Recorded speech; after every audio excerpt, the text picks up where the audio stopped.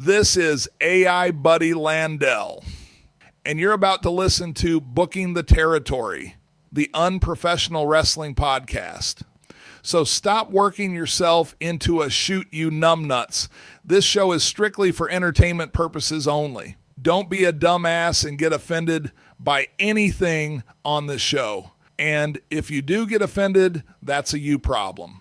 Before I throw it to the fellas for another banger of an episode, shout out to all the BTT patrons who keep this show going, including the largest Patreon contributors, Disrespectfully, Classy, Mark E. Blassie, Joe Ice, Good Old Justin, and the Token Smurfette and John Potts. Now, enjoy this Outlaw Mud Show podcast. Remember, if it don't snow, it don't go. And be blessed and be a blessing, pal. Woo, Messi, this is professional wrestler Jimmy Valiant, the Boogie Woogie Man. This is Jim Cornette, pro wrestling legend. This is a one-man gang. This is the artist formerly known as Daryl Van Horn, James Mitchell, the Sinister Minister, and I'm here to let you know, don't you dare miss the dulcet tones of Hard Body Harper on Booking the Territory. Booking the Territory. Booking the Territory, unprofessional wrestling podcast. Oh, yeah.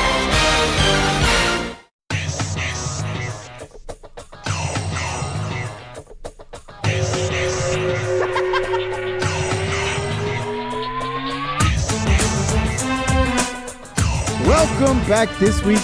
Oh, Jesus Christ. Welcome back to this week's episode of Booking the Territory, the unprofessional wrestling podcast, where tonight we will be covering WCW Saturday Night on TBS from July the 9th of 1994. If you're listening to this on YouTube or anywhere else, go to YouTube and make sure you take that hype button to Pound Town. Not enough of y'all are doing it. I mean, we're getting a lot of hypes, but it could be more. So make sure you take the hype button to Pound Town. It helps small podcasts like this one, helps us grow. So please do that. And then also make sure you subscribe to the channel, hit the like button on the video, and type a comment or two with what you liked or didn't like about the episode. It helps the channel grow. And it makes Harper very, very happy. I see y'all out there. Like the last episode got like 100 comments. So grateful for what you're doing there. On that note, it's time. More views. It's yes, I agree, Harper. On that note, Harper's here. Doc's here. Doc, how are you? Doing great. Want to welcome everybody into the only wrestling podcast that's happy that you don't have MS. And if you do have MS, we're the only wrestling podcast that's sorry about that. See, Mike? It's going to be that kind of night, isn't it? Yeah. So once again, Doc, how are you? I said I'm doing great before I didn't wish MS on people. So what do you want from me? Harper, how are you doing tonight? I'm doing great. Hey, God. Uh-oh. You know what they opened up around here in Kenner? What's that? A Buc-ee's. fucking arcade. Oh, shit. Is it one of those free play arcades where you just like pay to get in and then you can just play? You pay $15 and it's just, you can leave and fucking come back as long as it's that day. You get a wristband? Yes. Wow. So we know where you've been spending your days. Fucking, Randy sent it to me. Uh-oh. He goes, dude, look at this. I was like, holy shit. I said, when do you open this shit up? Apparently in January. And it's got like newer games in there too. It's not just, Miss Pac-Man and fucking Centipede and shit. So when you take a break from playing PS5, you go down there and play some vintage games? Yeah. And then when you get tired of that, you come on here and tell people to grow up. Is that right? Yeah, exactly. Okay. I've been playing Helldivers too. I downloaded that. Okay.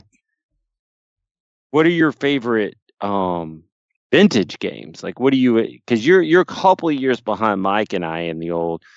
Hey, you're far enough along to not worry about getting drafted. Still, even though they're raising the age, so you're still stupid. clear there. You're a fucking idiot. Go ahead. I'm not going to Iran. You will if your country asks you to. Now, here's the thing: what is your vintage go-to games? What are your short list of games? You walk in there and you're like, man, I hope nobody's on what? Oh, my favorite old school games. Yeah, that's what I just asked. Yeah. Oh, I'm telling you, Tempest is so fucking awesome. It's a good one. Tempest is so. I got that on PS5. Well, on the Switch, I got the original one, and I got the one it's like a remake. It had both fucking awesome, bro. Okay. What else? Just, Tempest. Oh man, Junior Pac-Man's cool. That's the best Pac-Man game they did. Nah, Miss Pac-Man's the best. Nah, bro, Junior Pac-Man's better. Tempest, Junior Pac-Man. Oh man. Battle Zone. Remember that? I can't say that I do. Where you got to control the tank. Oh, okay. Yeah. I think I do. You look through the goggles. Okay. But that game, when it first came out, the Army approached Atari for making a simulation similar to that for the Bradley fighting vehicle, but it didn't happen at the end. They couldn't agree on whatever, and it didn't happen. Government should have just seized the means of production on that. Yeah, let's see what else, dude. No Galaga. Double Dragon, bro. Double Dragon's good. No Galaga. Galaga's cool. What about pinball machines? I didn't mind pinball machines. Dude, I remember when I was in high school in like the early 90s, they had a bad Mars Attacks was fucking awesome. The Indiana Jones and the Star Wars one from the early 90s, those are fucking awesome. What about skee ball? You can go in there and play any skee ball? Oh, fuck, I'm a skee ball champ, bro. Yeah, I figured that. Yeah, I got a Get your little scholarship roll for of that tickets. to go to Lehigh. Yeah, they didn't do so good. They ended up losing to Prairie View. I know, right? The fuck? Yeah. Any other games? Mike, what did you like to play? Turbo. Turbo's a good one. Before pole position, the old racing game. Yeah. Yeah. Like, are we talking like early 80s, late 80s, early 90s? What? Man, you go in there and put a quarter in or 50 cents in a machine to play. What are you playing? You know, it was an underrated game. What's that? Paperboy. Oh, dude, that was a fun fucking game, dude. Yeah. I thought you were going to say Soul Train. A friend of mine had that. Dude, we still always played it for Nintendo. That was a game to where you're playing this kid in like a real world kind of, right? Mm-hmm. And you're doing bad shit like throwing the paper through the window and you're throwing the paper at the old woman chasing you with the fucking broom and shit. Yeah. That was a hellified underrated game back then. Yeah.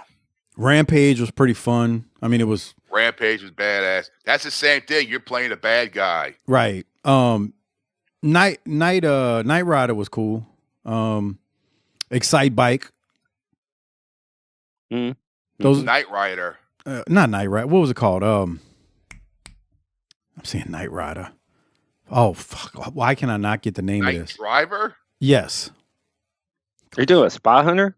That's what I'm talking about. Oh my dude, Spy Hunter. Spy Hunter. That's what I was trying to get out. Yes. I called it Night Rider. Spy Hunter. Spy Hunter was fucking awesome. Dude. Yeah, it was badass. I can't tell you how many quarters I pumped into that thing at the putt Harper on fucking Veterans, and then in fucking Lakeside Mall, they had the arcade, but they also had the games just like in some rando place in the mall, and I remember playing that a lot. They had what about Spy Hunter and Excite Bike at, I don't know if it's still there. There used to be a daiquiri shop not too far from on Elysian Fields Avenue by UNO. There's a Burger King across the street from it. That's the Burger King I worked at. I know what you're talking about. Okay. They used to have Spy Hunter, Excite Bike there. This is now into the mid 90s, like once I'm, 21. And I can remember going in there then and playing that shit, even in my 20s. That was a cool little spot to hang out, actually. They used to have good daiquiris, too. But, yeah, man, those are some good games, man. Paperboy, Spy Hunter. Was fucking cool. Excite Bike. I know there's Warrior others. Needs Food. Yeah, Warrior Eats Food. That shit was great. That's some white people shit, too, right there, man. Got some dwarves and some elves and some... Well, because you could play four people. That's right. You could get all your homies together and go out on a quest. Yeah. All right. Well, we could talk video games all night, but we got serious business to take care of. Mike, do you want to take care of serious business? I don't know how else to say it, man. Since the last time we recorded, one of the legends of the Midnight Express passed away, Dennis Condrey. And all I'm going to say is I highly recommend, whether you like Cornette or not, go find it on YouTube.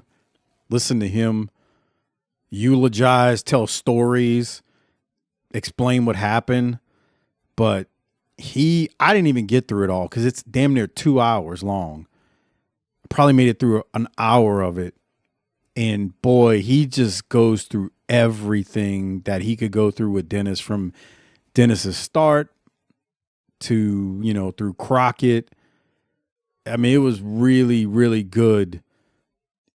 Just listen to him tell the stories that he told about Dennis. I member of one of the greatest tag teams of all time. I hated them when I was younger, but man, all three of the Bobby, Dennis, and Cornette. That was the first version of the Midnight Express that I saw. Obviously, I know there was the Randy Rose, Norvell, and Dennis version. To me, the original is Bobby, Dennis, and Corny.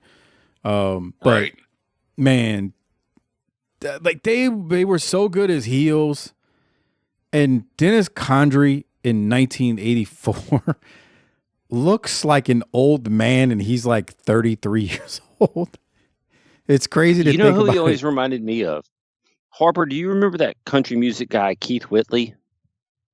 Yeah, he does. He does look like an 80s country singer. Yeah. Definitely. I mean, shit, if you grew up in this part of the world, and you could say anywhere from where Mike and I are now over past where you are, Harper, into the deep South. There was a guy around that time that whether it was your uncle, your dad's friend, you knew somebody that kind of looked like that. Yes. And he had that little bit of like mischievous, like he may not be an outlaw, but he's not on the right side of the law all the time either, kind of twinkle in his eye. Half of the guys like that had a cigarette hanging off their lip all the time. Oh, yeah. But working on something. He drove a black vet. I'd like to know what year it was. I was just curious. Yeah. I did hear Cornette say that in that clip. Did he say him, Randy Rose, and Norvell Austin had him? Yeah. He's like, they all drove a vet. Like, what? Yeah, man.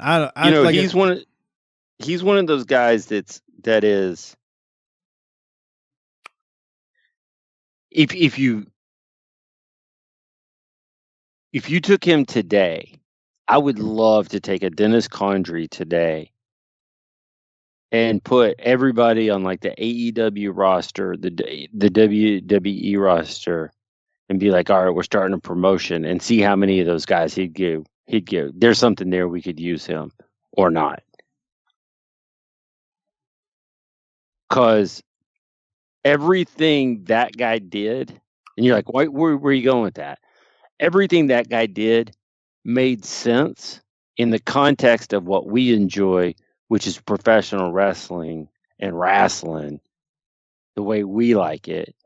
That guy makes perfect sense in all of everything you've ever seen him do. It makes sense.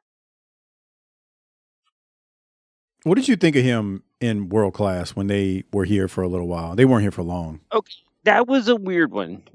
Okay, so that was kind of my first exposure, and I'm like probably 11 years old, so I didn't like him. And Cornette's Cornette. I gotta step away. All right, go ahead. Cornette's a force of nature, and I'd seen them kind of in a couple of magazines, probably, but they were still early on there too. Like they'd been to Mid-South. There's a couple of factors that I think, and I think Corny's talked about this on their podcast his podcast over the years. One is they weren't with the Rock and Roll; they were with the Fantastics. And let's be clear, those two teams could get after it. I think they suffered from a perception problem of the Fantastics being an opponent that was a slight step down from the Rock and Roll. No disrespect, but we call it down the middle. The other thing that was interesting about them being here is that everybody was under the shadow of the Von Erich. So everybody was down the card a bit. Yeah. But they were just like you see them anyplace else. They were already a top heel team that got it done and were devious, and Eaton's super athletic and smooth, and Condrey's just he's that guy. He's your uncle's buddy that came over to the cookout that's like sitting over there drinking beer and smoking, and probably gonna walk out with one of the ladies there tonight. It all made sense. Yeah, the Cornette will tell you they didn't let Cornette cut enough promos. It just was they weren't. Yeah, you back? Yeah, someone knocking on the door. Oh, no, they didn't. They just didn't use him appropriately in World Class. It is what it is. Like it was what it was. But going back to Dennis, he just looked so old and grumpy, and he fit the role perfect with the Midnight. He didn't really cut a lot of promos, but the one that I'll always remember is 1987 when, they lit up Garvin's face, and Dennis said that didn't happen. It was a cosmic fireball that came down from the sky. He got hit with a cosmic fireball, Tony. He's telling Tony Schiavone that. That's one of the best goddamn lines. Like, it's such a lie. It's like, are you serious? A cosmic fireball came out the sky? No. So he, but he didn't need to do the talking. Cornette did the talking for both of them. So that was that. Unfortunately, when you see him in Crockett, it doesn't, or WCW, JCP, it doesn't go long enough, because then he's out, and then they start the thing with Randy Rose, where he's gone, Stan comes in, and then later they bring in Randy Rose and Dennis, and Peter's out, nothing ever came of it. But he's a member of one of the best tag teams of all time. Like I said, I can't do it justice thinking about him. The run in Mid-South is legendary with them in the Rock and Roll Express. It's tremendous.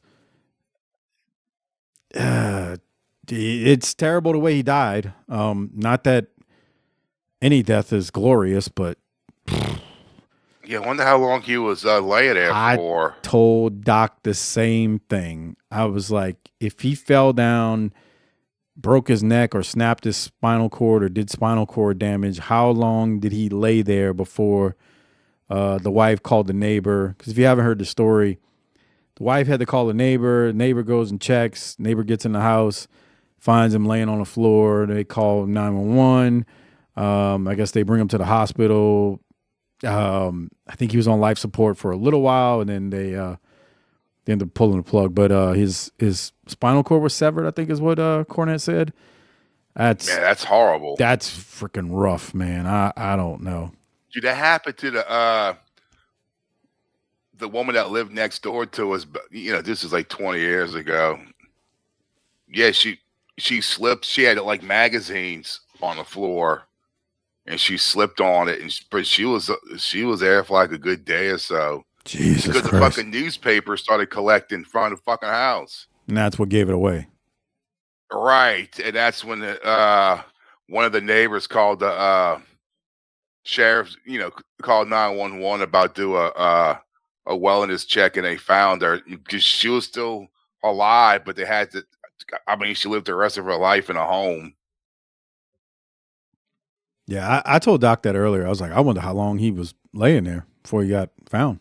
I guess for hours. Probably so. She left to go to work. Yeah.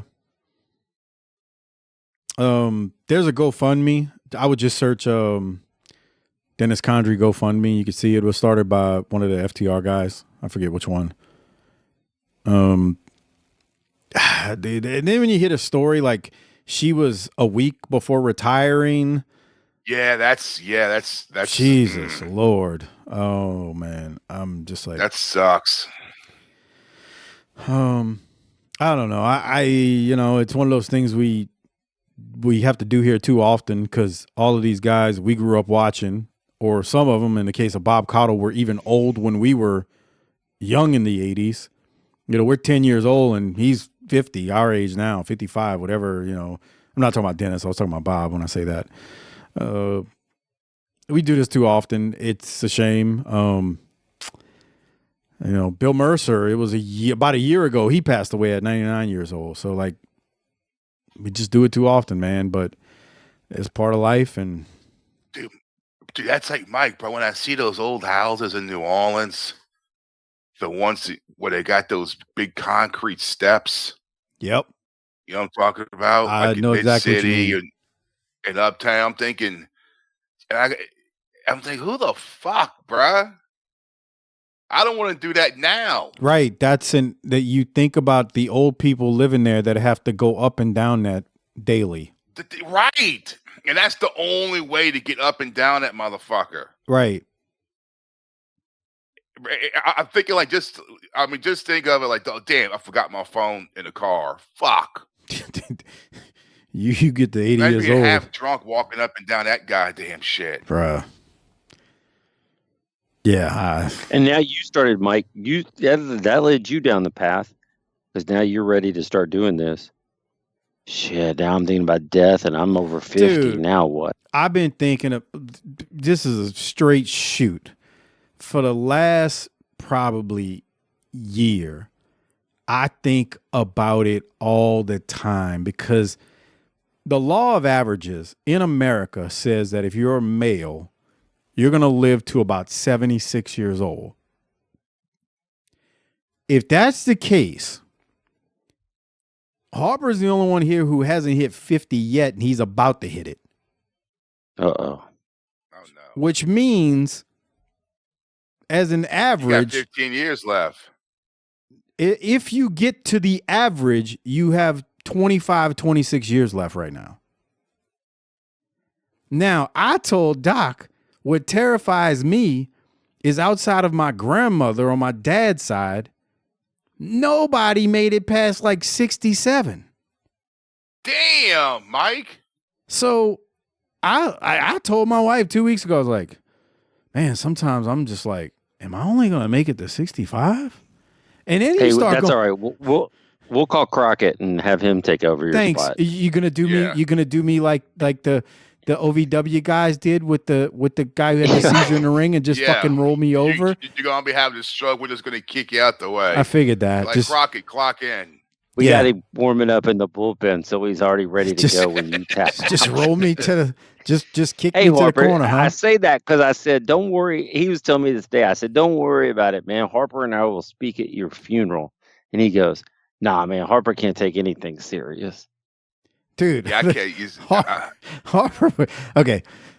R.I.P. Dennis Condrey, because we're obviously going down a different path here, but I highly recommend everyone go listen to the Cornette clip. That's almost 2 hours. It's phenomenal. Now, Harper, this is what Harper would do at my funeral. I already know this. He's going to get up. Hey, anybody want to say a couple of words? Harper walks up there. He's like, yeah, what can I say?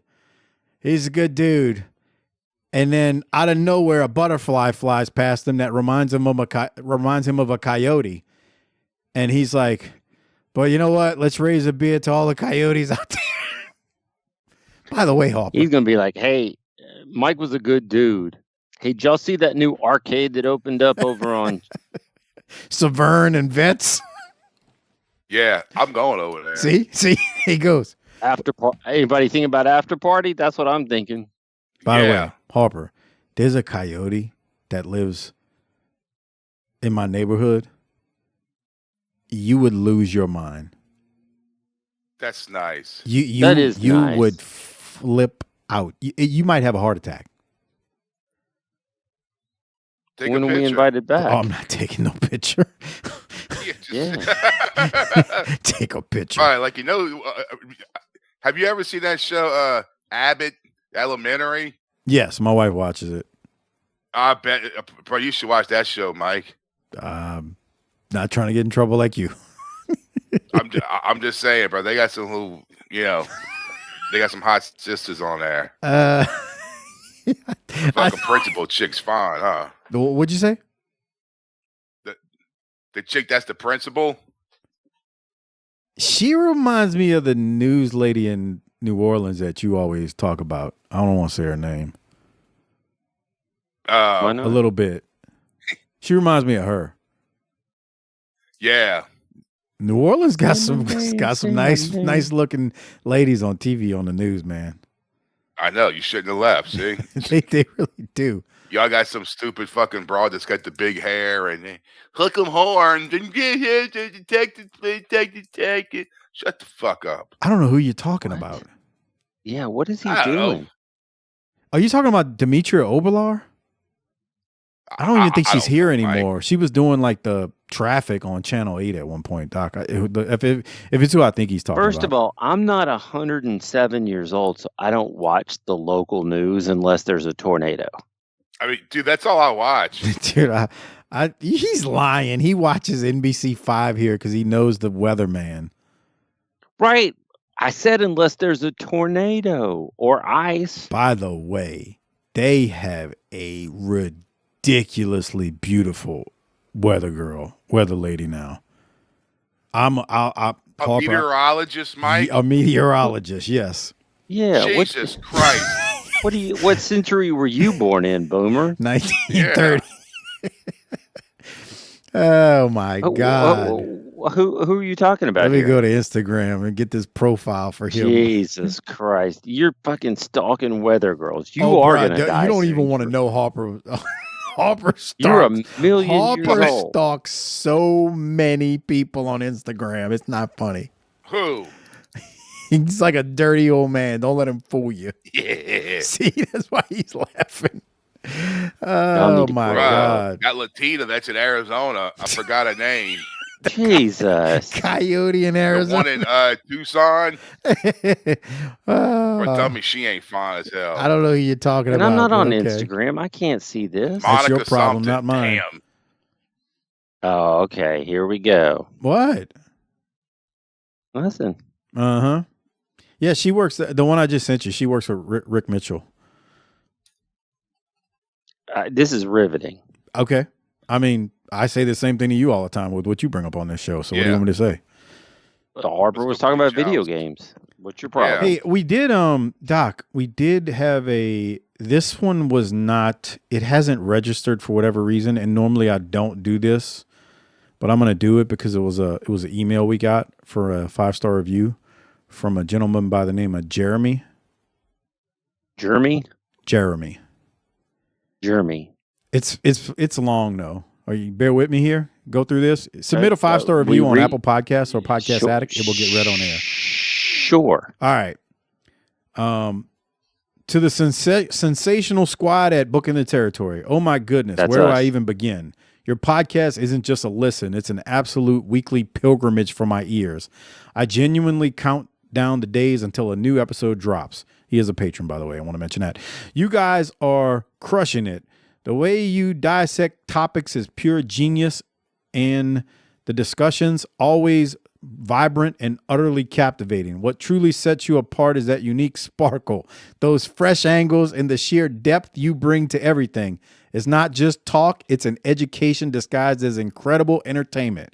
I blame Harper for that one. The dedication pouring into every single broadcast is palpable.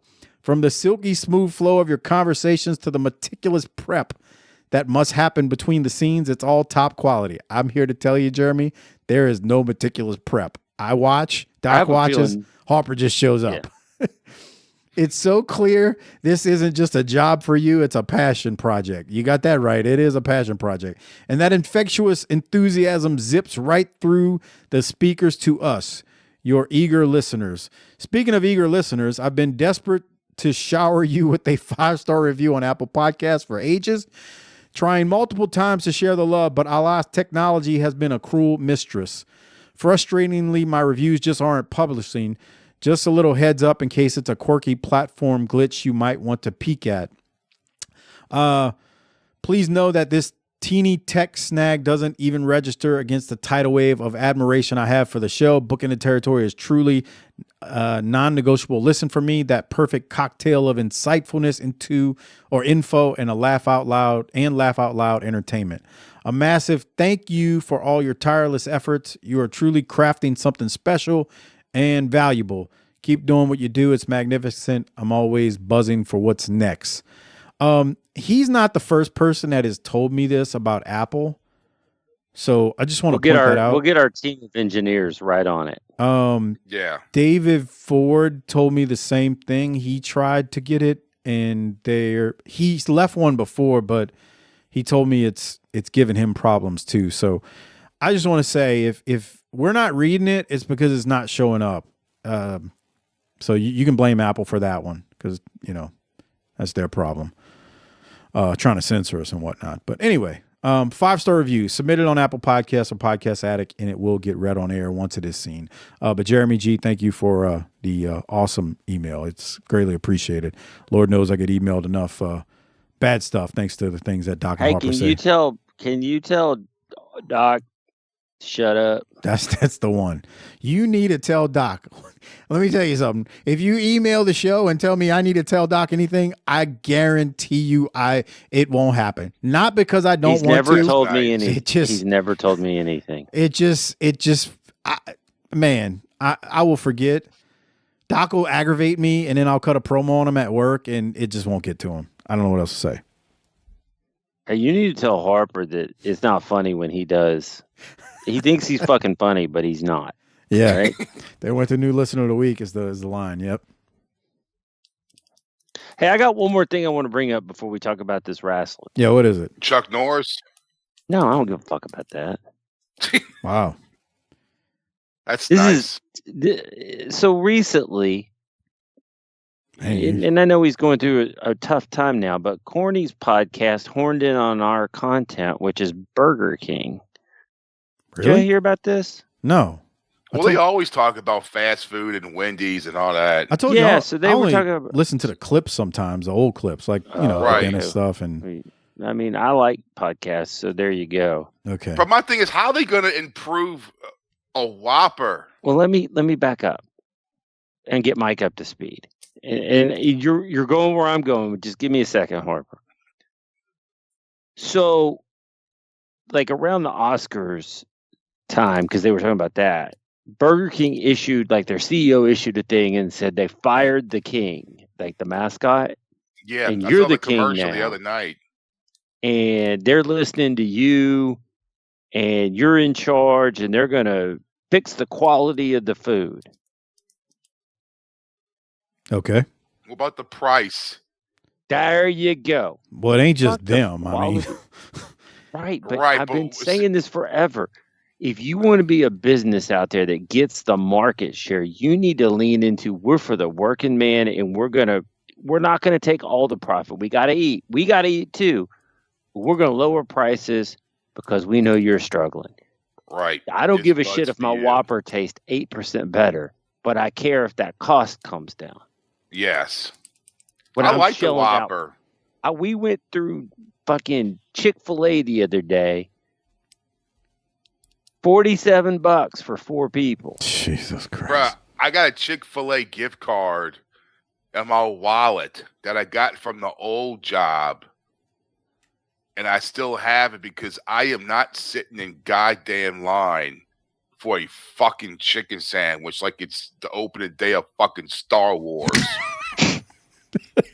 So that's good. So my whole deal is I always thought the Whopper was the best fast food hamburger around anyway. I think a Wendy's is the best, and I would say Burger King is second. McDonald's is definitely fucking last. In the 80s, Burger King was one thing I agree with Corny. I've heard him say years ago. The Wendy's hamburgers used to be ridiculous. They were by far the best burger. Bro, Wendy's was the shit, dude. Perfect. The fucking lettuce, that big leaf of lettuce that was still wet. You know someone washed that motherfucker. And that big juicy piece of tomato. All right, Harper. Why don't you get a job with Wendy's? Shit. Yeah, I know. But bruh, the Wendy's salads. Remember those? No. Yeah, I mean, I remember I when would eat those all the time, bro. I haven't had one in a good couple of years, but their salads were the shit, bro. I remember when they had the salad bar. Oh yeah, me too. But go ahead. Dude, what were you saying, bro, you Doc? can't have that kind of shit now, bro. People are fucking gross. I agree. You got homeless people going in there and to go take a piss and stick their hands in there. But that's what at the racetrack, they got the thing for the ice cream and the toppings with the little fucking M&Ms. Every time I walk by, I think, how many motherfuckers just stick their hand here? As you're sticking your hand in there. No, no. So my whole point is that if Burger King really wanted to make a dent, and let's be clear, they don't because they're still worried about those profits. They're doing it. They're giving you the consumer a pizza party. They ain't exactly, giving you something to work with financially. You know what I'm saying? It's like with Taco Bell, used to be 50 cents for like a taco. Remember that? We got to boycott all these fucking products until they realize that they got to cut prices. We have more power than we think we do, but we're all addicted to bullshit. So we keep spending money and they keep raping us. You just I've been raped with a Whop once or twice I know already. I'm spending a shitload of money, but I know I'm getting something, a big ass fucking burger and shit. Doc's ready to seize the means of production. I'm just tired of it, man. It's like you got a shitty project, you got a shitty product, and you're raising prices. Ain't that a bitch? See, my thing is they can't improve the taste because they only have a certain amount of money to work with. He's right. So lower the prices, and you have a whole bunch of revenue coming in. Right. Get tight, employ some AI so that we can streamline operations and get rid of some of these fuckers that work there like Mike, and we can make some money. Bro, not to make a minimum fucking wage, bro. Fuck, I wouldn't give a fuck either if I was there. I made minimum wage there. I cared because I was. No, you didn't. Yeah, but you were a kid in fucking high school, though. So bro. full of bullshit talking about he cared. Don't let him tell that lie to you. I cared about seeing bitches that came in. He cared.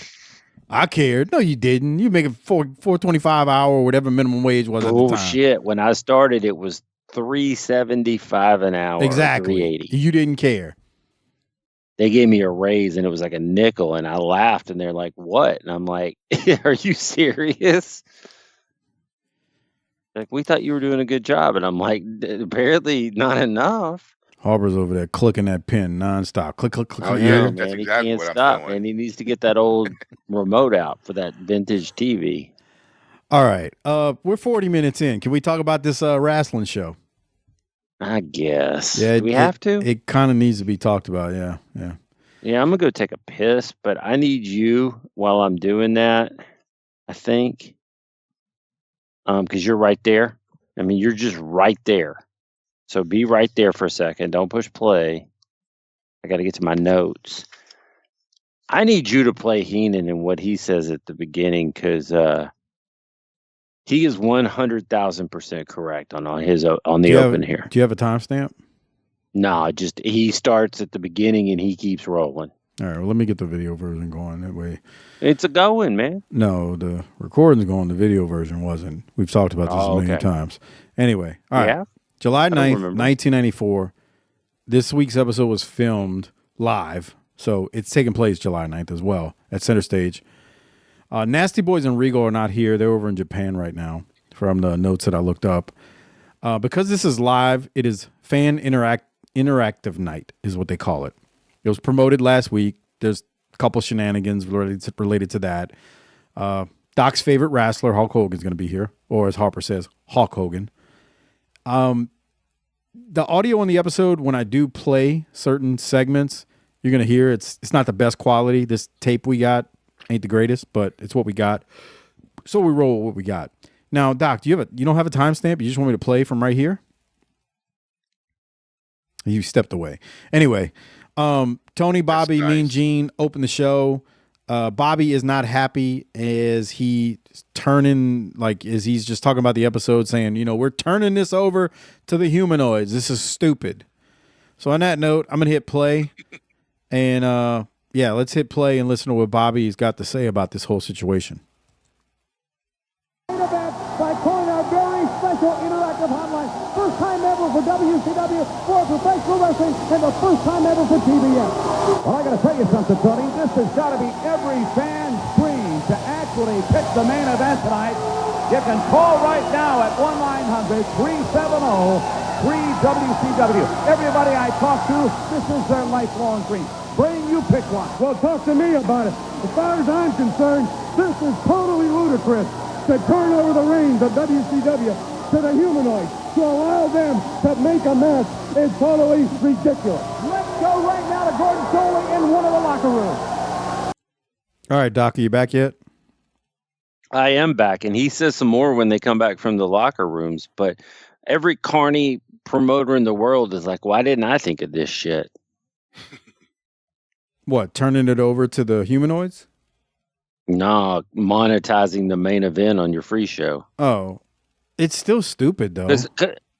It's dumb as shit, but it's like $1 a minute. It didn't say $1 a call. That call is going to take a couple of minutes, right? Yeah, they'll drag it out till we get at least 2 minutes out of it. I don't know. I thought you were gonna say it was like Bobby was right. It's stupid. Why would the company do this? But you're actually.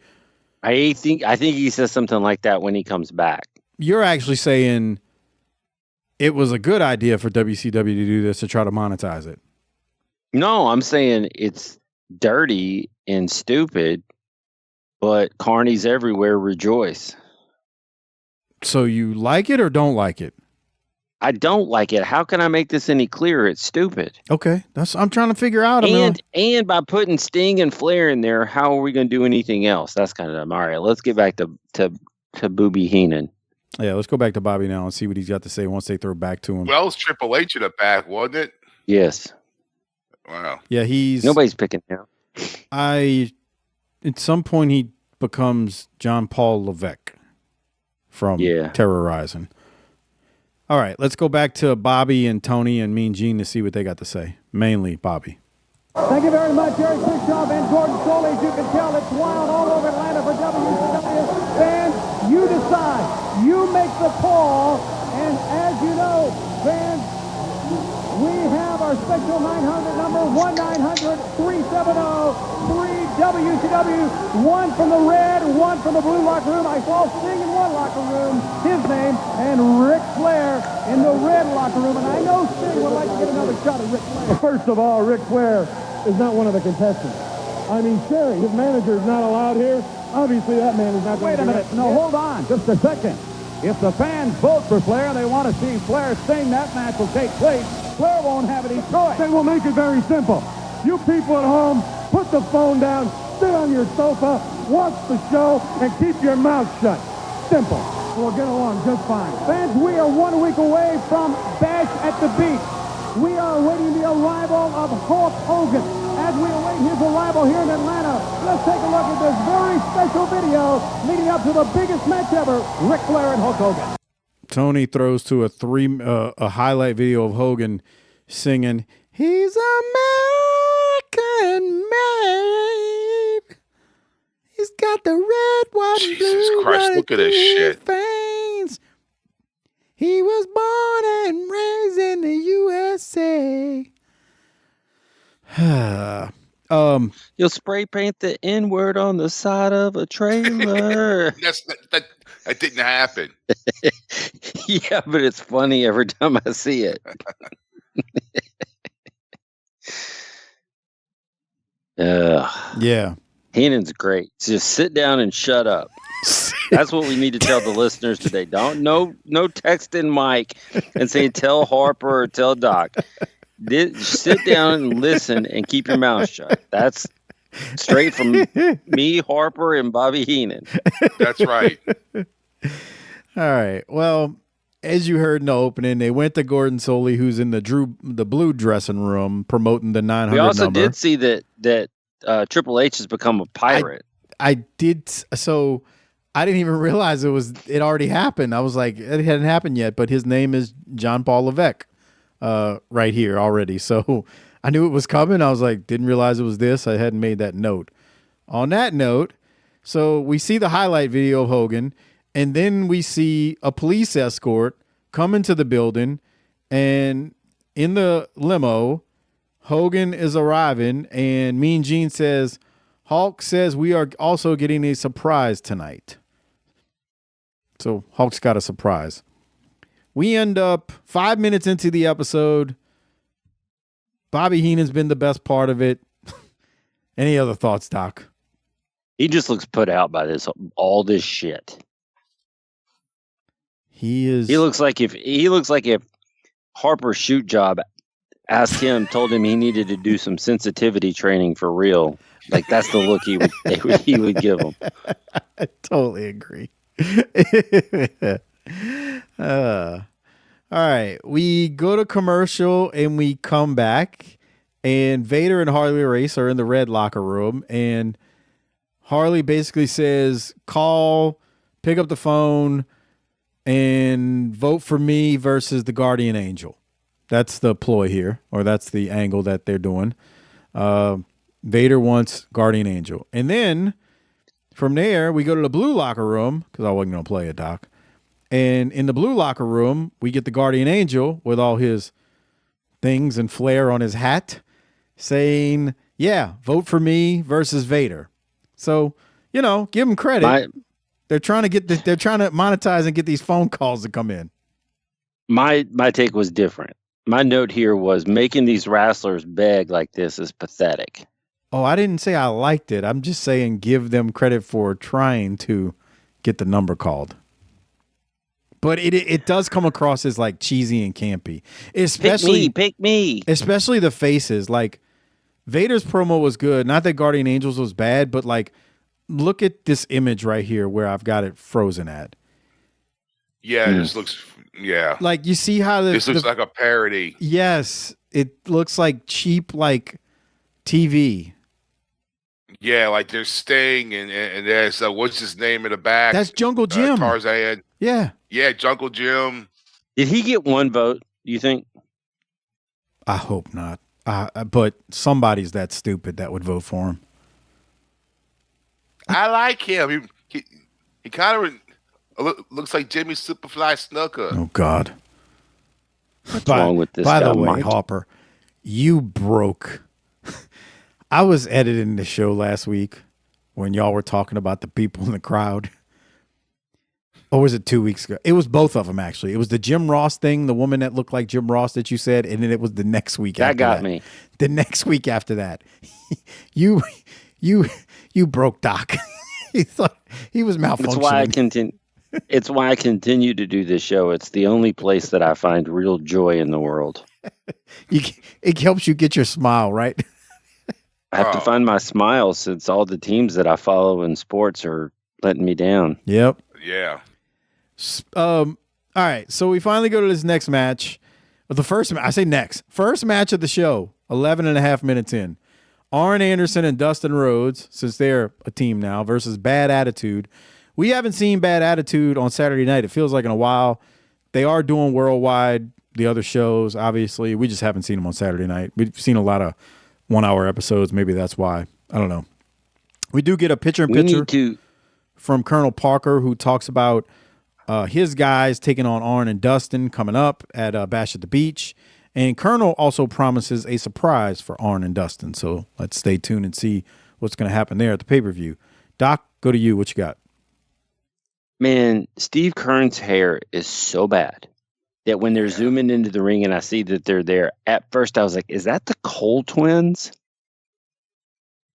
I mean, that is awful. I don't remember what Harper said the first time we saw him, but it was funny because I remember laughing. Man, I can't remember what you said, Harper. You were like, you purposely look like that. Just cut it, bro. Right. That you're too old for this, pal. Yeah. And he's balding on top too. yes. Right. That's what I'm saying. Like they see, that's the thing about Ricky Morton's mullet. You got to give him credit. He's living the gimmick now for almost 50 years. But the thing is, like, he's still got hair on the top of his head. At least last time I saw him, he did. You know what I mean? Yeah. So my thought here was, with 10 wrestlers on the card warming up in the bullpen begging for votes, this might take a while, but then it didn't. Yeah, it's only a 1 hour show. Which, you know, that whole thing was worked. I mean, they're not literally. It didn't matter if it is or not. Sting and Flair are two of the potential votes. True. Like, who else is really going to get voted if you think about it, of who's available? Like, if you see the scene in the back, it's like, yeah, Vader might get some, Austin might get some, but like there's really not nobody else that's going to get the votes. I voted for Bob Cook versus the Gambler. Sure you did.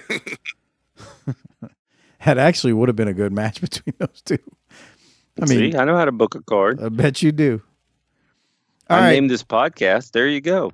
Doc, I had one timestamp from this. It was at 11:55 because we get a Bobby Eaton backdrop on the floor because that was his specialty. Yeah, you don't need to do all that. Bobby, but is that real floor or is that see, padded? I couldn't tell because it's like covered, so I don't think there's padding where he lands, but it's hard to tell. It's definitely not concrete. No, it's it's part of the stage. Exactly, I agree. It might have. It's not quite as bad as concrete. I'll give you that. Right. But that's Bobby Eaton, who we've seen take backdrops on concrete a million times. I still don't know why that set looks like it's like an NTB tires or some shit. Because it's what it looks like. Okay. You know they changed the name of those places now? No. Yeah, like they got bought out by another private equity again. Jesus Christ. They got bought out. The company that bought them, I don't know if it's private equity, but the company that bought them is called Mavis. And they do like Mavis. Okay. MAVIS. Not like the old soul singer Mavis Staples. I don't know who that is. Well, she's badass. You should look into it. Okay, sure. All right, Doc. Okay. Any other thoughts on this match? It doesn't go long because, we got to spend all the time pumping the 900 number for people to call. I was disappointed in this. I was actually, when I saw it was going to happen, I was like, all right. And then I was kind of like, eh. Well, they gave him like 4 minutes. Like, you can't do anything in 4 minutes. I can. Okay. Stroke. Shoot. Come on. All right. Well, Bobby Eaton misses a move off the top rope. Dustin then hits Eaton with the Bulldog, and Dustin and Arn Anderson get the win. Damn, Bobby Eaton took the pin? Yep, He ate the pin. That was, yeah. Sure did. It is what it is, right? Yeah. All right. Well, Doc, it is time for probably the longest promo on the show. We're going to go to HAUK Hogan and Jimmy Hart. And HAUK brings out someone through as he cuts this promo. Doc, you got any thoughts before we throw to your favorite wrestler and Harper's favorite wrestler, HAUK Hogan? Or HUK Hogan. Just HUK Hogan. My Huckamaniacs. The Huckamaniacs. Just here's my new thing on him. You got a new thing on him? Jesus. Yeah, first it was Balea as heel. Now he's kind of like, I don't know, a rice cake. He doesn't say anything. Like, rice cakes don't taste like anything unless they put chemicals in it. He doesn't say anything here. Now, through that lens, let's hear what Terry has to say. Terry. All right. Let's go to Balea. Here it is. All right, Katie, bar the door coming up a week from tomorrow night on pay-per-view. pay-per-view, the biggest bash in professional wrestling history, the Bash at the Beach. You one-on-one with Ric Flair for the WCW heavyweight title, Hulkster. Well, let me tell you something, Mean Gene. The fact that Hulk Hogan is here in the WCW, this is the biggest day in my life, the biggest day in my career. And now that Ted Turner has put his seal of approval, now that his words are etched in stone, this is the #1 wrestling organization in the world, brother. And all the maniacs know that, dude. Amen. And as far as next Sunday goes, July 17th, the Bash at the Beach. One man, one belt, one title, one world heavyweight champion, brother. That match will be the one that the whole world watches, brother. All the Hulkamaniacs on the inside, the thousands of them, all the thousands of Hulkamaniacs on the outside of the building, brother, and all the millions upon millions of Hulkamaniacs all over the world watching their TVs will see one winner, one loser, and one world heavyweight champion, dude. You know, I should point out, just for the record, Sensuous Sherri is barred from the building here tonight, but I understand she will be in Orlando. Well, you know something, brother? When Ric Flair said he was the dirtiest player in the game, we realized what he was talking about. And when Sensuous Sherri came out, we saw that Ric Flair was that Sherri was his down card. But let me tell you something, brother. My prayers have finally been answered, brother. We will have Ric Flair in Orlando. But tonight, the WCW, Eric Bischoff, in interactive wrestling is the cutting edge, brother, of the wrestling business. Tonight, all the maniacs, Jimmy Hart, dial that phone number for me, brother. Tonight, the Hulkamaniacs have a chance to call in and decide who they want to wrestle tonight. And as far as the main event goes, Jimmy, give me that number. I want to see Ric Flair wrestle Sting tonight, brother. That's the main event I want to see, dude. Wait a minute, because Sherri's barred from the building, I don't think Ric Flair's got any interest in wrestling. Well, brother, I don't care what Ric Flair wants. That's what's so cool about this thing, brother. The Hulkamaniacs can make a difference. Even without Sherri here, we can put Ric Flair in the ring against Sting, brother, and he's got nothing to say about that. Absolutely right. If you do vote for Ric Flair, he'll have no choice but to get in the ring and meet Sting, so keep that in mind as you make those telephone calls. You know, we got the Shack Attack in Orlando. We got George Foreman there, brother. We got Hammer and Hank, who's taught me how to hit a home run with Ric Flair's head. But the one thing that I got now in my corner, the one man watching my back, the man that knows how to fight, scratch, claw, and fight for what he believes in, and that's the training, the prayers, the vitamins. That man is here with me tonight, brother. He is the best street fighter in the world, and that's my main man, brother, Mr. T, brother.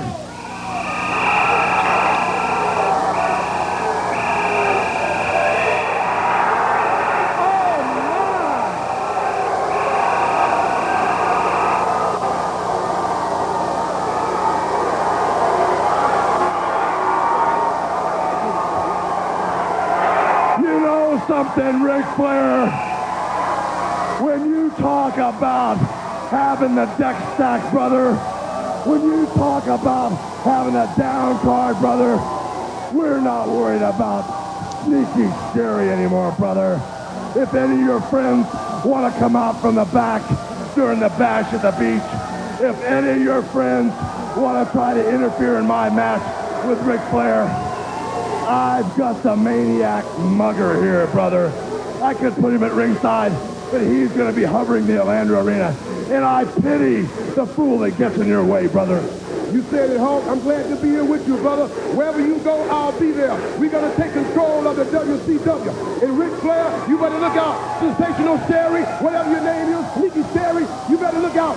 Anybody that try to take care of business, you know, sneaky from the back, that's my job. You take care of the business in the ring, I'll be patrolling the outside, up in the balconies, in the alleyways, taking care of business. Don't worry about nothing. I got you covered. And what you gonna do, Ric Flair? What you gonna do, Ric Flair, when the largest arms in the world in Hulkamania run wild on you? I pity the fool! Oh, stay tuned, we're back after this. Doc, you all right over there, or you had a heart attack yet? Why? He doesn't say anything. And who gives a fuck about Mr. T in 1994? Really? Yeah, no, He's 40. Mr. T is 43 years old and hasn't done a thing. And Harper's going to disagree with me this, but the A-Team was bullshit. He hasn't done anything badass since he was Clubber Lang in Rocky. So, first off, although I watched the hell out of the A-Team when I was younger, when you turn it on now, it is one of the dumbest. It's a cartoon. It's so stupid.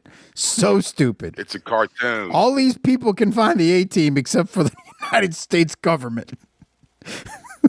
Isn't that crazy? Like, that was like one of the top shows on network television. Yes. It's so bad when Isn't you that watch it fucking now. crazy? It's so bad. It's so bad. Now, again, as I say that, I watched the hell out of it. So, when I was young. Randy had the A-Team walkie-talkies. I had a couple of the action figures. Yep. So, okay. So we know Doc thinks Mr. T is lame in 1994. What else, Doc? Very lame. This is like having Billy Squire on here. I love the enemies you all are making as y'all critique Hogan and Mr. T and Jimmy Hart. The sleeper. It's like having 38 Special come out on like MTV in 1994. Who's 38 Special? Yeah. Who's 38 Special? Band. Oh my God. Hold on, loose leg. There we go. Don't let go. Right. There we go. It's like having them in 1994 come out on MTV with, whether it's like Dr. Dre and Snoop and like Stone Temple Pilots and fucking Pearl Jam are fucking ruling the fucking channel. Yes. Got it. Listen to him, Mike. All He's right. telling the truth. So if I'm hearing both of you correctly, you hated that promo. Yeah. It It's rolling around the same fucking turd. But I'm not in 1990. I'm not in 1984. I don't want to hear this shit. I hear you. And in 2026, I'd rather walk into a Burger King cooler than do this. I mean, Yeah, Mike. this was garbage then. I mean, Doc. He is. I'm listening. What? I was going to say 10 minutes ago, you said the reason you do this is because He it doesn't brings say you joy. anything. He doesn't do any. Because we talk about stuff and have fun, but Hogan's not part of that fun, and he never will be. I'm not defending it. I'm not defending it, to be clear. He is artistically lazy and just collecting a check. I think Harper is actually hitting the nail on the head the whole time. He said this multiple weeks in a row now. It's the same turd rolling around the punch bowl. Yeah, it's 100%. It's very dated. Yeah. And it goes back to We've all seen this before. Yeah. It goes back to the 10 discussion. years ago. Right. I'm not fighting you on it.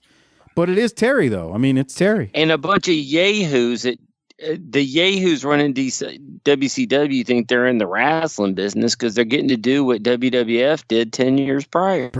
Right. As much as the people want to dog Hogan out there in this era, it's when Honky Tonk comes in that I'm like, oh my God, we really are doing this too? That's going to be worse than Hogan. All I know is Mr. T's on this shit in 1994, dude. All right. That's all the fuck I know. And The only thing Mr. T lasted ever till did. what, 87? Look that up. When did the A-Team go off? Jesus, how? I think it was 1987 was his last year. So How?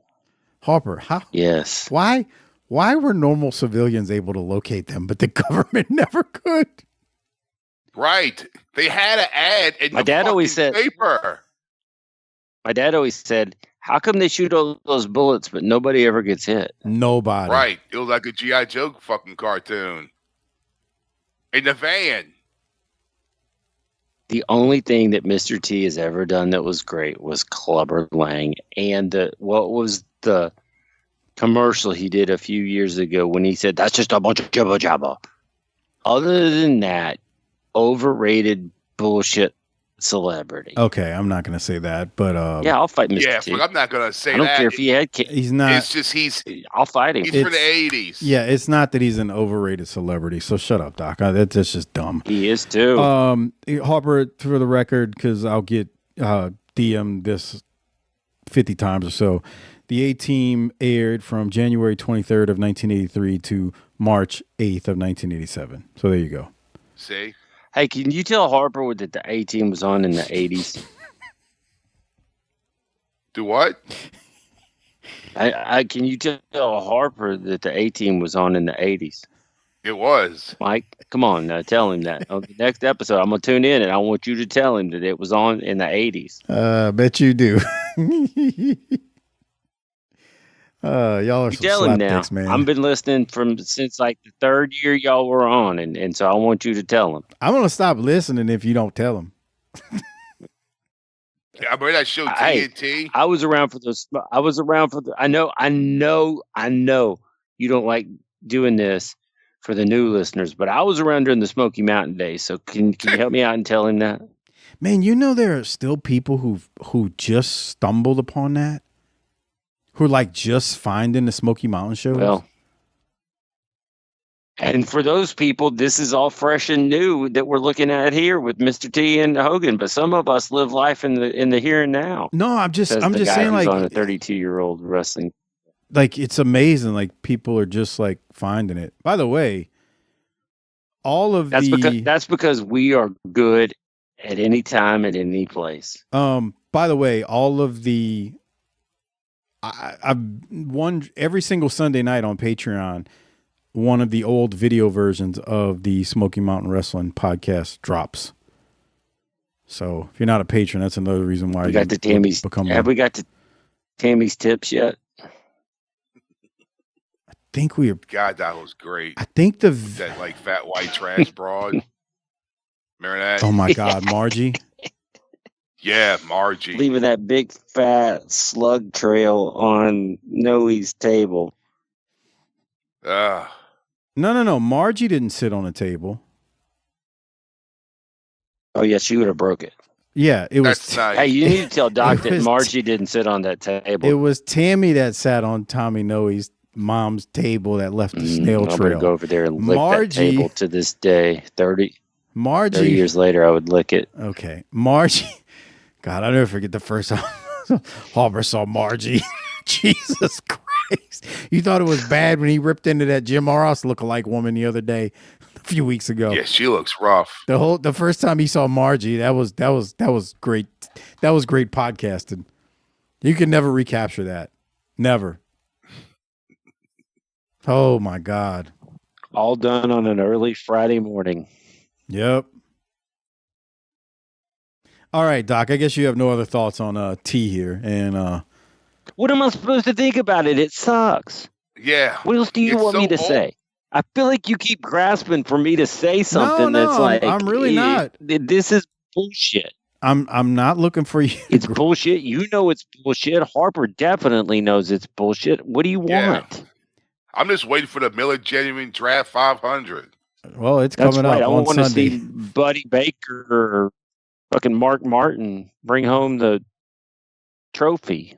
Let's go now to Rick. Mr. T must have been sitting at his house and, hey, brother, you want to come back? Wiggling a stick and the phone rings.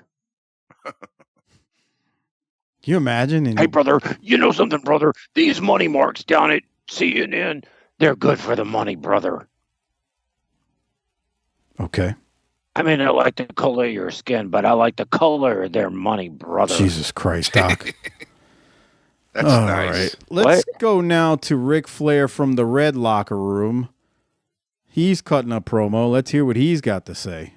All right, welcome back, everybody, and we are live here on TBS in the Red Line.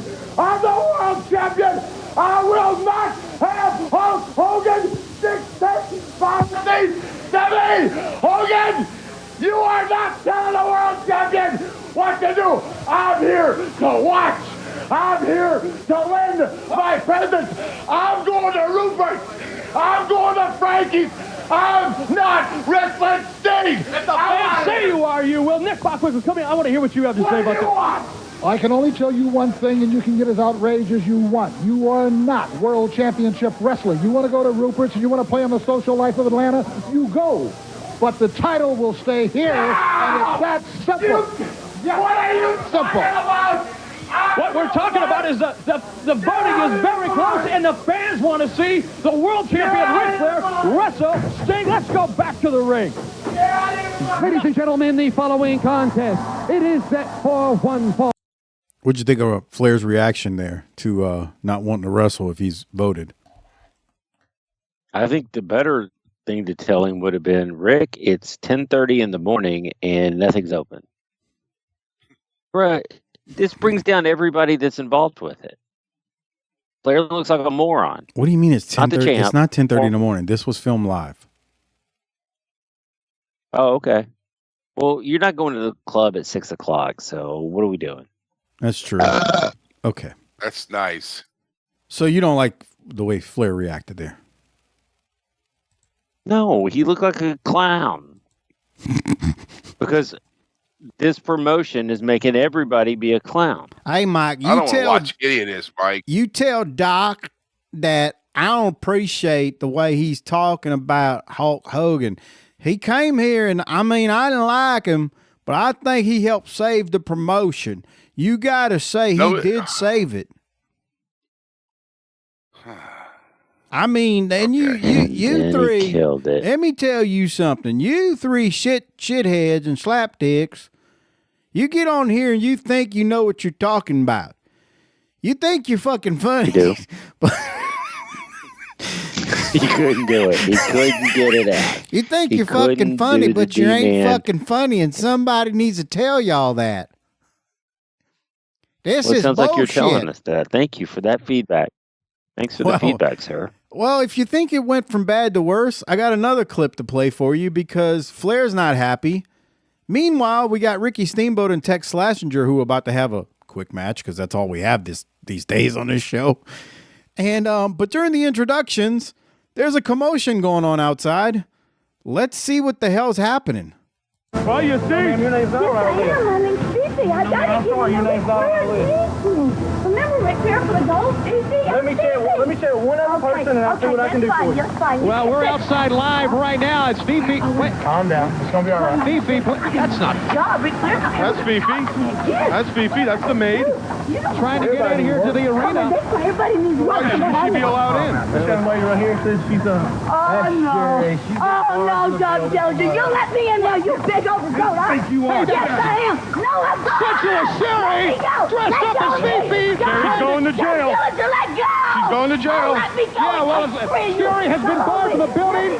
Meanwhile, the match is going on. Ricky Steamboat and Tex Slazenger. You know, let me tell you something right now, Schiavone. And let me tell everybody out there listening. I'm going to make it very simple. For you humanoid fans to be allowed to dictate the main event here on television. For you people to get on your phones and call that number. Why? Because you think you're going to dictate to Ric Flair, the heavyweight champion of the world, and you're going to match him against Sting tonight? No, that don't happen. Hogan doesn't come in here in a motorcade. Hogan doesn't come in with a big entourage of people, Mr. T and all his crony friends. I could care less what that human being's trying to imply here. But what the bottom line is, Tony, and it's very simple, you don't force the heavyweight champion into doing it. And the humanoids don't do it. They do not dictate to Ric Flair. I'm sorry, but that's the way it is. All right, so a couple things there. Sherri is dressed like Fifi, and you even might have heard her mention, yeah, it was Fifi from Flair for the Gold. She said that. Doug Dillinger goes out to see what the hell's going on, and it's not Fifi. It's Sherri dressed as Fifi. We then get back to the match, and Bobby Heenan is just, he's on it and fabulous talking about this whole 900 number. What did you think about all that, Doc? They make Schiavone look like a moron because he has Sherri's talking. She calls Doug Dillinger a big old goat, and Schiavone hasn't figured it out because all of these storylines are designed to make everybody involved look like a moron. Except for Hogan. Except Hogan. Right. And Mr. T. Mr. T. And Jimmy Hart. Cartoon. Yeah. God. No, Jimmy Hart still looks like a moron. Do you remember the Mr. T cereal, nice. Harper? I pity fool who won't eat my cereal. Yeah. You remember All that? it was just Captain Crunch. Right, yeah. It's nothing special. Yeah. And it came with those stickers, and those stickers were everywhere. Yeah. It came with, because it was based off the cartoon. You know what you guys' problem is, Mike? You can't stay on task. You start talking about stuff, and then you're a fucking idiot, and you switch over and ask Harper if he's had Mr. T cereal. Mr. T. All right. That's on Tubi right now. The old cartoon. Jesus. So, Doc, did you at least like Sherri trying to get in a disguise, or no? You think they made her look stupid? I didn't think there's no reason for her to be banned in the first place. Okay. Yeah, what'd she ever do? Hogan doesn't like her, so he gets his way. What's his problem? I cannot believe they spelled Shaquille O'Neal right. That's a good point. We'll get to that. It must have sounded out. We'll get to that in a second. By the way, Ricky Steamboat did win the match. Any thoughts on the match, Doc? It was very quick. Quick, too. Yep. Yeah. So then we go to Mean Gene, who promotes Bash at the Beach from the Bash at the Beach Control Center. And Shaq will be there, as we've mentioned, I think, a few times to present the title to the winner of Flair versus Hogan. Hank Aaron's going to be there. Mean Gene goes over the entire card. 2 weeks you're cutting out over here. What's up? I don't know. You know, it could be teams. Yeah, what the hell are you doing? I'm not doing nothing. You still can't hear me? Okay. It's fucking tariffs. Yeah, I think it is. Yeah. The Strait of Hormuz is fucking with the Zoom recorder. Right? Okay. They put a blockage. I can't hit the record button. It's just messing up. You idiots. Not the listeners. These two that are my co-host. All right. Austin versus Steamboat. Pretty Wonderful versus Cactus and Kevin Sullivan. Lots going down. The only way you can hear us review it in 2 weeks is on Patreon at tinyurl.com/PatreonBTT. Doc will be here. Harper should be here. How will they survive Flair versus Hogan and what goes down? Doc, to this day, have you watched that yet? Doc? Are you on mute? You're on mute, Doc. Harper, have you ever seen it? Wait, I was on mute. What'd you asking me? I had to go to the den. Have you ever seen Flair versus Hogan from this pay-per-view? I don't fucking remember, Mike. You gotta get all hot with me, pal. I don't know why Doc's on Probably not. This was 94. No. Okay. I was drinking fucking Milwaukee's Best at the lakefront. Milwaukee or Milwaukee? Milwaukee's Best, man. Where is Doc? You missed it. He's on mute. I don't know what the hell's going on over there. I can see his little gimmicks on mute, so I'll ask him whenever he gets back. But we'll continue from there. All right. So this is fucking just this is all just dumb. It's dumb. Stupid. Well, you think that's bad? But of course, you don't care. I find it all very, very hilarious. Did you think that was bad? Let's go to Sting now from the Blue Locker Room, because he's trying to promote himself to get voted into this match. Here that is. Center stage in Atlanta, and may I just point out that the calls are pouring in now. Sunday the 17th, you've got Lord Steven Regal, world television title. But what about tonight? Ric Flair is a disrupt man. That's right, the nature boy. The veins are sticking out in his neck. The hair is going all over the place. face and that mouth that's flapping. And let me tell you something. I like it when you're like that because I want you on fire. If I have it my way, if all the hulkamaniacs out there, and I know there's truckloads of them, are voting to say you against me, I'll have my way. Not to mention the few stingers out there all painted up and ready to go, looking for you, the nature boy. No, no, no. You won't be off the roofers so quick, my friend. What happened to the nature boy that styles and profiles and walks that aisle? You're feeling a little edgy, aren't you? You better be ready to walk the aisle one more time, live, nationwide, against me. I'm the Stinger, your worst nightmare. Woo! All right, and it could happen tonight. Keep those calls coming in. 1-900-370-3WCW. And now, back to Gary Michael Capetta. You like Sting right there, Harper, or what? Yeah, it's great. It's awesome, Mike. I know. Isn't it great? Like in the background, like with you got Mark Merrow back there and the Jungle Jim still, and you got Pillman back there. I mean, Brian Bryan's like, oh look, I'm on TV. Thank God. Guardian Angel with his medals on his helmet and all that stuff. Oh boy. Yeah, good stuff, huh? Yeah. Yeah. It's great, man. I know. By the way, Doc just said he's having internet connection issues. Something about his Ethernet cord died or something. So we'll continue without him until he can figure out his technology, since he likes to get on you about your technology. This is so bad. It really is. I don't know who thought of this, but man, it's something. Anyway, we'll continue. I didn't get excited there for Sting, but it is what it is. I actually feel sorry for Sting because right. He's basically got just pegged down the ladder, man, and this whole thing. It's crazy. We go to Stars. This is bad. We go to Stars and Stripes versus Pretty Wonderful. There is a USA chant going because oh boy, Pretty Wonderful is there's some communists. Hey Mike. Yeah. Was that the grandma or the mom? I'm going back to it. Give me 1 second. Pretty Wonderful versus Stars and Stripes. We get the USA chants going for Stars and Stripes.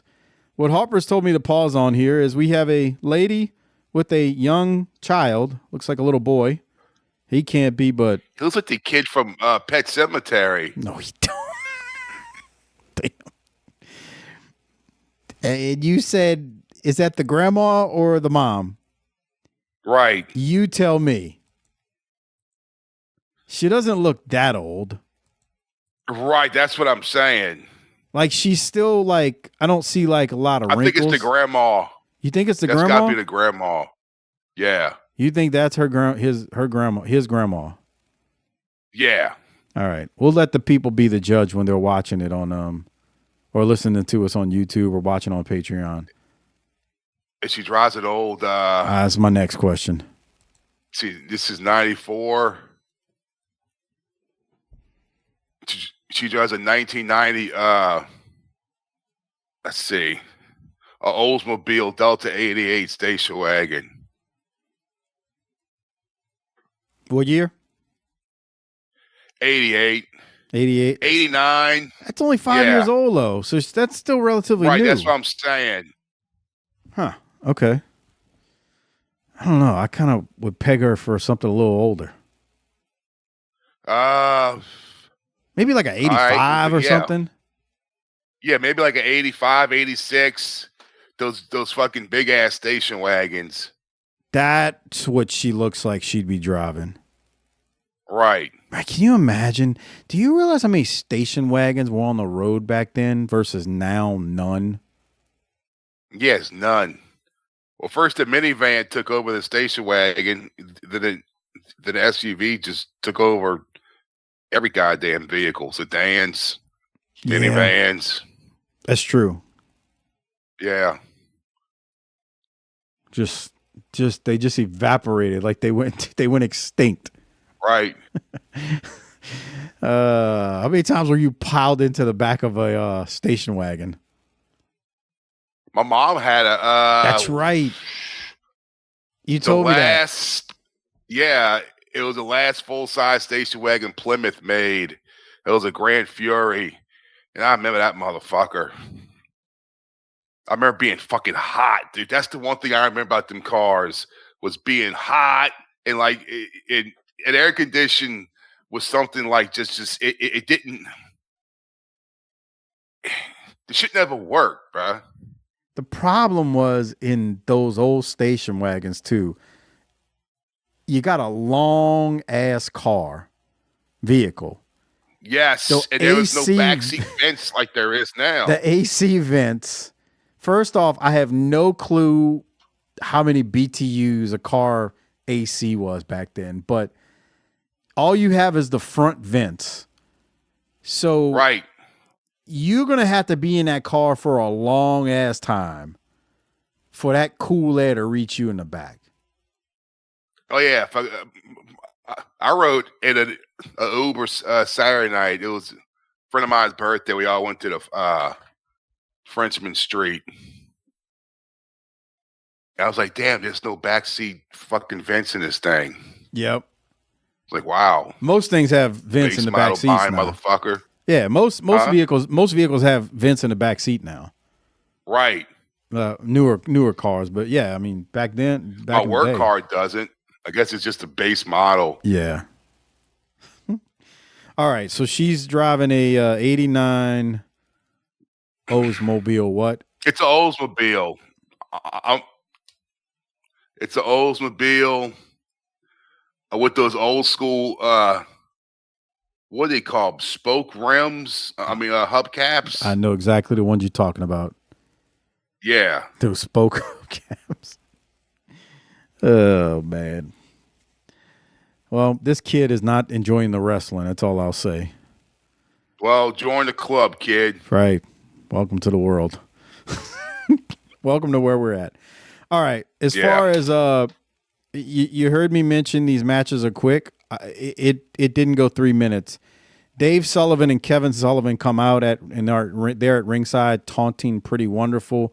Roma is in the ring.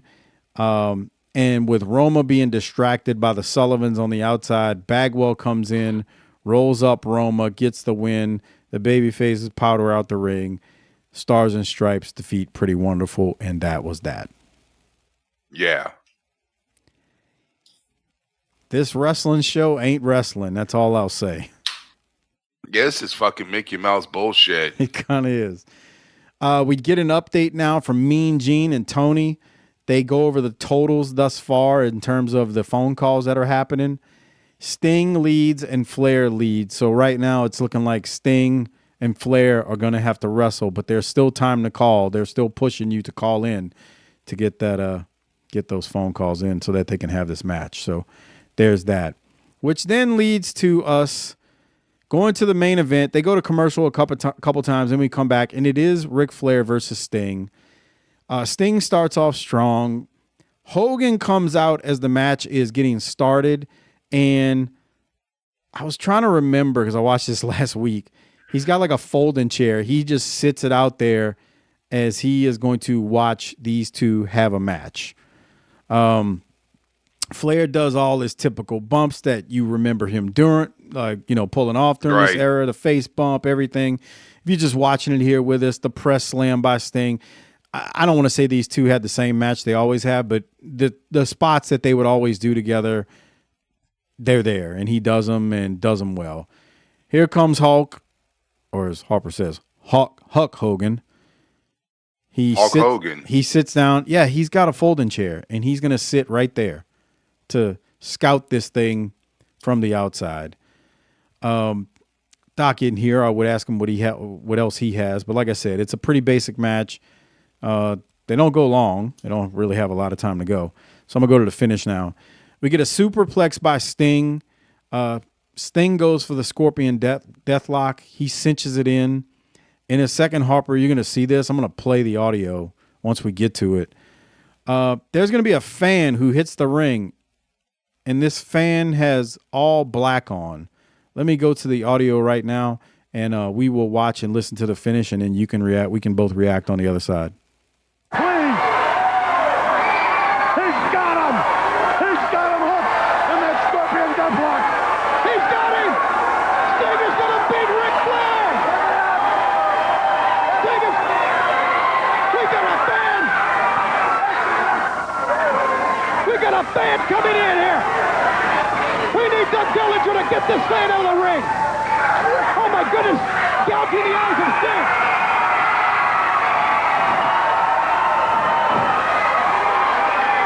The guy's about 150. Who is this person? He's about 150 pounds. HAUK Hogan. Who is this guy? I don't know, hon. Schiavone, who he is? Who is this guy? The guy with a goatee, I don't know. He's somebody that got fed up with Sting. He got fed up with Hogan. Oh, wait a minute. Who's this guy? Oh, wait a minute. It's Sherri. It's Sherri. Sensuous Sherri, dressed up like a man. In the ring.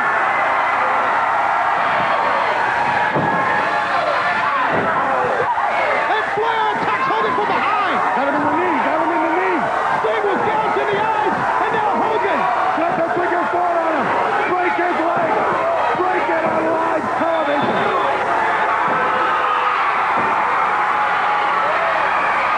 And now Mr. T. has made his way in. I'm getting out of here. An irate Ric Flair, along with Sherri, dressed up like a man.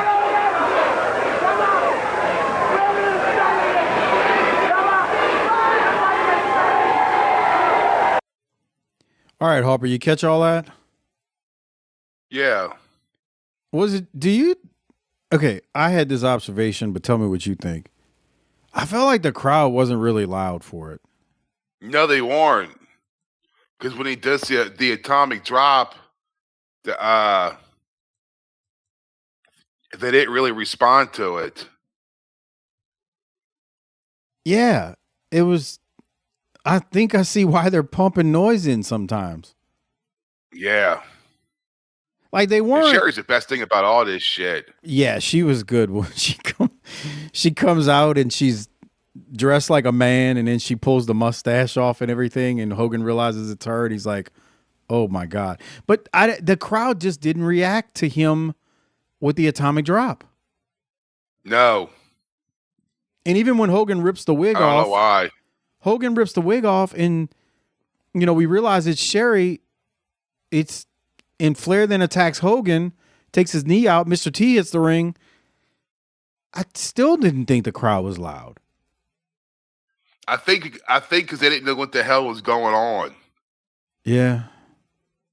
Yeah, I think they were like, wait, who was this running in here? And what the fuck is Charlie Chapman doing here? I thought that too the first time I saw it. Like that's what she kind of looked like. Yeah. I guess even when she takes the mustache off, they're still maybe not even realizing it's her, but I don't Right. know. Because see, the thing is, she's not wearing makeup. Right, no makeup, doesn't have a dress on like she normally has. Right, no makeup. You're used to seeing her wearing the makeup. She look like she normally looks here. Yeah. That's true. All right. So all that happens. The crowd doesn't really react. Even they don't even react to Mr. T when he runs out to help Hogan make the save. Flair and Sherri roll out of the ring. Let's go to Mean Gene now. This is the closing promo for the show, and then we'll rate it, hand out the Toot Toot and all that stuff after we react to it. Here it is. Okay, I'm here. Nature Boy Ric Flair, what is this? Sherri is the queen. And Hogan, what happened here tonight is just a sample of what will happen to you at the bash, at the beach. Right, Sherri? Hogan! All right, Sherri was barred from the building. Barred from the building. HAUK Hogan, Mr. T. Gentleman Jimmy Hart, come on there. I can't believe this is a prelude for what we might see next Sunday in Orlando. You know, he talks about having a neck stack, brother. That's nothing, man. Let me tell you something. Now we know we got him on the run, brother. Now we know we got him scared. Tell him about the final supper. That's right. We're going to have Ric Flair through. Here's the last supper. Ric Flair is going to be the main course because he's through. We're going to get Ric Flair. We're going to have him for dinner. Gentlemen, I think... What you going to do, Ric Flair, when I beat in Orlando next Sunday? I pity the fool. What a historic night of World Championship Wrestling. Harper, you got to tell the people what you laughing at with Mr. T. This is so fucking. This is like a goddamn SNL skit. You got to tell the people what you laughing When at. When Mr. T says, I'm gonna have you for supper, he pulls out gold forks and knives and spoons, and it's hanging around his neck. He's gonna Harper. have him for supper. He's gonna have him for supper. It's hanging around his neck. He has gold forks and spoons. It's the fuck, Mike. It was hanging around his neck on a chain. Mississippi fucking bullshit, bruh.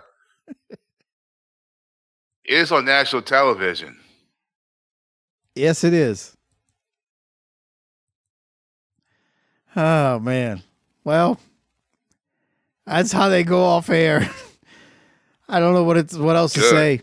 I did laugh about when he okay, so look at T right here. I'm gonna pause it when he's just standing there.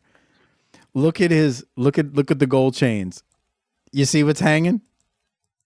Oh, he's got them hanging from there. That's what I was saying. It's a gold chain that he's got the gold fork, gold spoon, and gold knife hanging from. They're literally Christ. They're literally around his neck. Oh my God. All right. Well, that's how they go off air.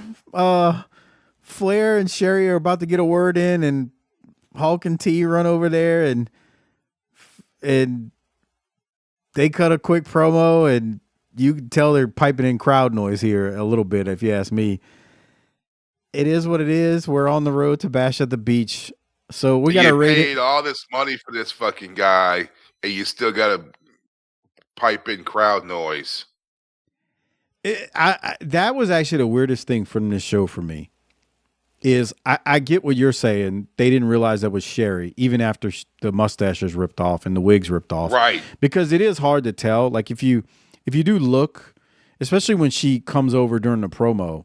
Yeah, that doesn't look like her. That looks nothing like Sherri. Right. The only thing that gives it away is when she screams into the mic. You're like, oh, okay, that is Sherri. But on appearance, like when you look at that, that does not look like Sherri. So I get that. You don't know who the hell that is. But also when T comes out to make the save, because now Flair is on Hogan, there's no reaction. There kind of really wasn't even a reaction when Hogan first came out and was sitting ringside, but you know. All right, well, we're going to hand out the Toot Toot and a Rolex. I wonder how much they were paying Mr. T for this. I don't know, but we know, I mean, Crockett told us what Hogan was getting. Yeah. All right. Well, we got to hand out the Rolex and the Toot Toot award and rate this damn thing. Before we do it, don't forget to become a patron. tinyurl.com/PatreonBTT. I got a feeling with the way 1994 is going, Harper's going to want to do some Ask Harper again because he needs to do something he likes talking about. If we do that, that'll be on Patreon. All of last year's are on Patreon. tinyurl.com/PatreonBTT, where we did all of the Ask Harper episodes.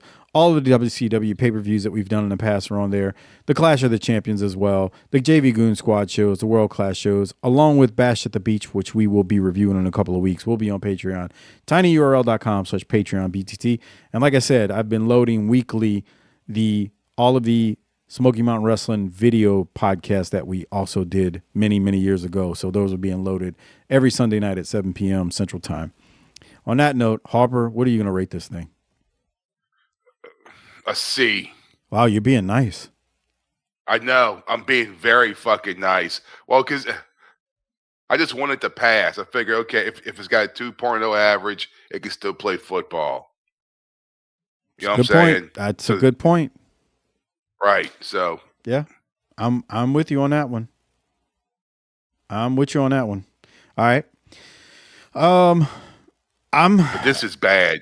This is some bad shit. I'm gonna go C-. I think Sherri was fine. I think Flair was okay as well. Sting and Flair in the short match that they had was fine. They nothing was wrong with that. But you know, everything is about Hogan now, so it's going to drag down the show. Yeah. There's no other way to say it. It's so like you can feel it too when you watching it. It, you know, I know I mess with you and Doc about it, but it just drags down the show. There's no other way to say it. It's like Hogan overload now. He consumes everything. Every bit of it. Every bit of it. Yeah. I mean, just remember. It's all about him. It's all about him. It's the show starts. We're hearing about him. We see him. We see a video package that's 3 minutes long of him singing American Made. We then see him pulling up in the police escort. It's, you know, then him and Mr. T come out and they're cutting a promo. And then he's a part of the main event with Mr. T.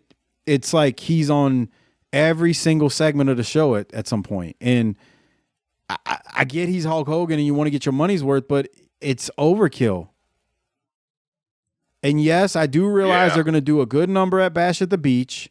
And I do realize when he's in 96, when the NWO pops off and he's a part of that, it does ratings. But I'm here to tell you, the numbers say they were paying him a lot more than they were bringing in to get this thing turned around. Now, I get it. He was a necessary evil, but he's all over the show, man. And it's just overload. All right. Now we got to give out the Toot Toot award. It would be like if when Tampa Bay paid for, or like the Dodgers paid for all those players, and they don't even make it to the fucking postseason. That's what this feels like. Yeah. I'm with you on that one. Because they wrote such a big check, you expect World Series. Yeah. This is the same thing. You write Hogan a check like that, you expect the ratings to go through the goddamn roof to where this is gonna, you know, it's gonna be worth this, you know, such a big financial investment. Yeah. I don't think it happens. Well, they do a big number.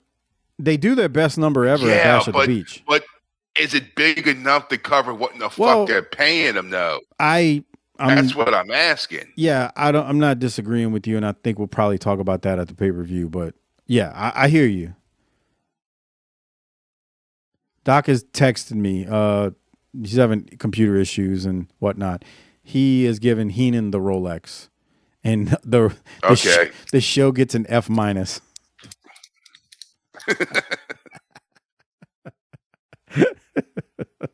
I give mine to Sherri.